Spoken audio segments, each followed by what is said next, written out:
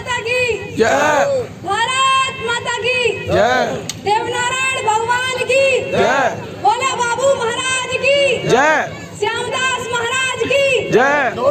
परम आदरणीय आज के इस कार्यक्रम के मुख्य अतिथि गुर्जर समाज की आन बान शान के प्रतीक, करोड़ों नौजवानों के दिलों की धड़कन, युवा हृदय सम्राट के लोकप्रिय नेता, गरीबों के, किसानों के, दलितों के, शोषितों के, पिछड़ों के मसीहा भाई सोनू चौधरी जी, उनके साथ गोपी चंद जी गुर्जर साहब, अजीत सिंह जी महुआ साहब, शैलेंद्र जी कसाना साहब, राहुल भैया और कालीचरण गुर्जर साहब और गोपी चंद जी गुर्जर साहब, राकेश मावई जी, उपस्थित मंच और मेरी जनता माता और सुपर साहब का हार्दिक दिल से अभिनंदन स्वागत करना चाहती हूँ। साथियों, जैसा कि आप लोग जानते हैं हम यहाँ पर क्यों एकत्रित हुए हैं। हम गुर्जर समाज की एकता के लिए एकत्रित हुए हैं। गुर्जर समाज का इतिहास बड़े ही चर्चों में रहा है। आप लोगों ने सुना होगा गुर्जर समाज के इतिहास के बारे में। साथियों, हमारे गुर्जर समाज के मीर भोज हुआ करते थे, जिनका नाम आज हम इतिहास के पन्नों पर पढ़ते हैं, जिनको हिंदुस्तान ही नहीं पूरी दुनिया के अंदर जाना जाता है। और ऐसे गुर्जर सपूत पैदा हुए इस धरती पे, जिन्होंने हमारी जाति को वीर की उपाधि दिलाई, उनको आज मैं नमन करना चाहती हूँ इस मंच के माध्यम से। साथियों, मैं नमन करना चाहती हूँ पन्ना धाय को, ऐसी बेटी को नमन करना चाहती हूँ जिसने अपने बेटे की कुर्बानी दे दी थी। यह है गुर्जर समाज। गुर्जर समाज तो त्याग, तपस्या, बलिदान, कुर्बान वाला समाज है। ऐसे समाज को मैं हाथ जोड़ के प्रणाम करना चाहती हूँ अपने सभी गुर्जर भाइयों को। साथियों, 12वीं शताब्दी में मुगलों ने कहा था, अगर हिंदुस्तान के अंदर गुर्जर शासन रहेगा तो दुनिया की कोई ताकत नहीं जो हिंदुस्तान को अपना गुलाम बना सके। और क्योंकि ये क्यों कहा साथी, मैं पूछना चाहती हूँ, क्योंकि गुर्जर समाज वफादार है। गुर्जर समाज और वफादार ही रह रहे। साथियों, हमें दिखा देना है कि हाँ, गुर्जर समाज है वफादार। साथियों, राजेश पायलट जी कहा करते थे, जब तक गरीबों के बच्चे, किसानों के बच्चे, मजदूरों के बच्चे पढ़ लिख करके उन पदों पर नहीं पहुंचेंगे जहां से सरकार की नीतियां क्रियान्वित होती हैं, तब तक देश की तरक्की संभव नहीं हो सकती। साथियों, इसीलिए मैं कहना चाहूंगी, अपने बच्चों को पढ़ाओ, लिखाओ, महान बनाओ, विद्वान बनाओ।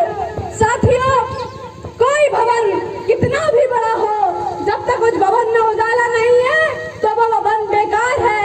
इसी प्रकार साथियों, कोई समाज कितना भी बड़ा हो, जब तक उस समाज में शिक्षा नहीं है तो वो समाज बेकार है।